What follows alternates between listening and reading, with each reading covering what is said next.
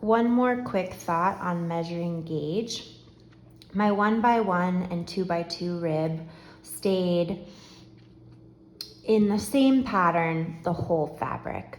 But many of you have fabrics where you are changing your ribbing throughout the piece, which, as you can see here in this example, changes the width of the fabric.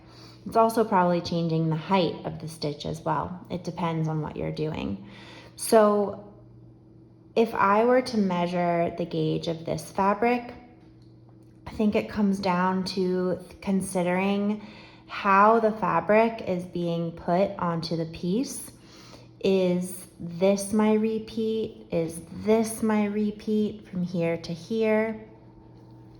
Ultimately, I think when you are finding your gauge, when you're changing many stitch patterns, you're going to be measuring not necessarily over 4 inches, but over an entire repeat. So say this was my repeat and I knew I would be repeating this rib, moving into this rib again and again on a piece of fabric.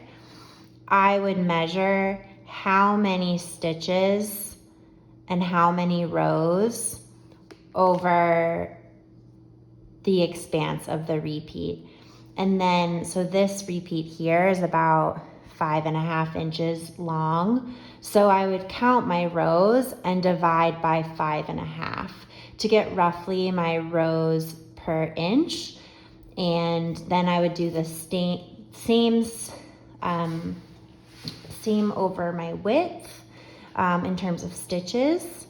And I think I would consider, if I wanted my cast on to be more narrow, I would be measuring my stitches per inch in the area where my fabric is more narrow.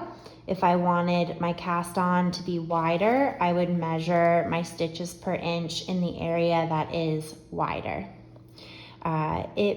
As we make more complex fabrics, measuring our gauge becomes more complex, but ultimately the goal is still the same of finding out how many stitches are in an inch, how many rows are in an inch, or how many rows and stitches are needed to create your repeat.